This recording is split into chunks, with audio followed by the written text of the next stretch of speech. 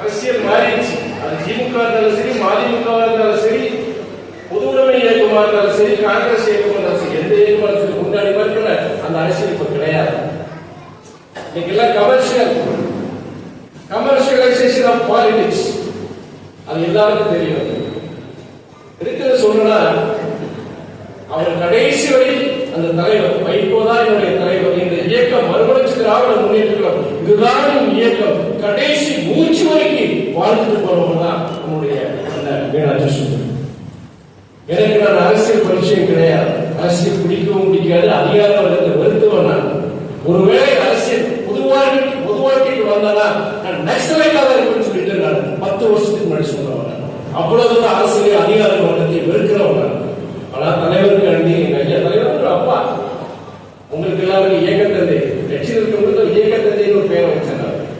என்னை பொறுத்த வரைக்கும் ஒரு அப்பா, கடைசி ஒரு நல்ல ஒரு சிங்கமாக இருந்தவர். கடைசி இந்த அரசியல்ல அவருடைய கடைசி காலத்தில் அசிங்கப்படக்கூடாது, அவருக்கு ஒரு தன்மானத்துக்கு ஒரு இழுக்கு வந்துடக்கூடாது, அவருக்காண்டி உங்களுக்காண்டி மறுமலர்ச்சி திமுக காரணங்கள் அரசியலுக்கு வந்தாங்க. பிடிக்காத அரசியலுக்கு வந்தவங்க மனுஷனை கெடுக்கிறது, உலகத்தை கெடுக்கிறது அந்த ஆசை, பேராசை. இன்னைக்கு ஏதோ சொல்றா ஒரு உத்தமர் இந்த உலகத்துல வாழ்ந்த பகுதியில இந்த ஊர்ல வாழ்ந்து இன்னைக்கு மறைஞ்சிருக்கிறார்.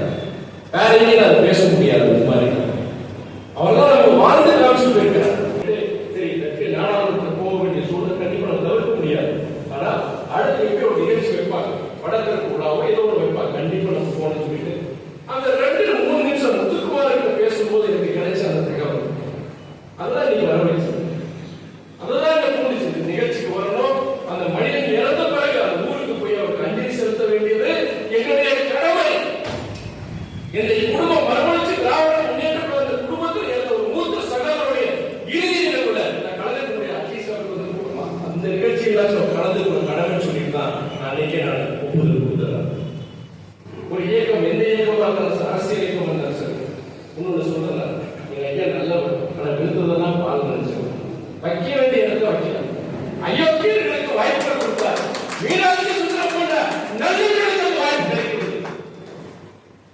இந்த ஐயாவுக்கு பணத்துல அவர் மாதிரி ஒரு பேச்சருக்கு வர முடியாது. ஒவ்வொரு ஐயா கலைஞருக்கு கொடுத்துறாங்க, அறிஞர் அண்ணாவுக்கு கொடுத்துறாங்க. ஆனா வைகோக்கு அவருக்கு ஒரு பாணி, அந்த பாணியிலே யாரும் அரசியல் பேச முடியாது. அந்த ஆவேசத்தை ஒரு கோலையை கூட வீரனாக்கக்கூடிய அந்த பேச்சாற்றல் யாருக்கும் கிடையாது.